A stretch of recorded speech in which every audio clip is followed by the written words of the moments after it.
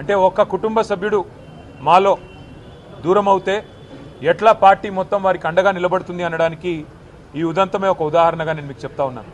ఇవాళ మాగంటి సునీత గోపీనాథ్ గారు ఆమె ఒక వ్యక్తిగా కాదు పార్టీగా ఈ ఎన్నికను మేము ఎదుర్కోబోతా ఉన్నాం.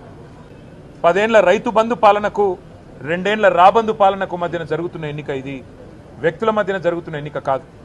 మేము జూబ్లీహిల్స్ నియోజకవర్గ ప్రజలకు కూడా మాగంటి సునీత గోపీనాథ్ గారిని గెలిపించాలని అభ్యర్థిస్తూ వారి గెలుపు వల్ల మీకు రాబోయేది ఏంటిది అంటే కాంగ్రెస్ ఇచ్చిన 6 గ్యారంటీలు మీరు జూబ్లీహిల్స్లో గట్టిగా కాంగ్రెస్ పార్టీకి దిమ్మ తిరిగే విధంగా మీరు తీర్పునిస్తే తప్పకుండా రాష్ట్రం మొత్తంలో కూడా పేదలకు న్యాయం జరుగుతుంది, పేదలకు లాభం జరుగుతుంది.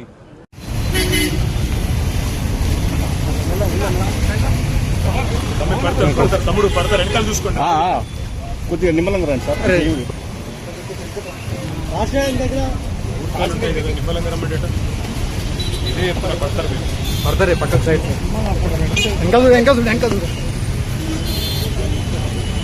అన్న జూమ్ తీసుకో అన్న, ఇంకా కోసం అందరూ వస్తారు పడతారు లేకపోతే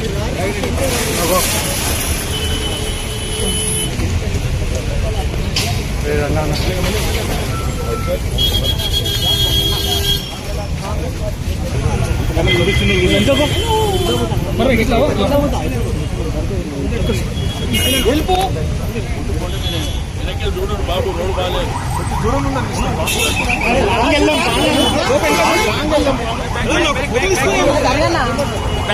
ఆగమంటే ఆగుతాను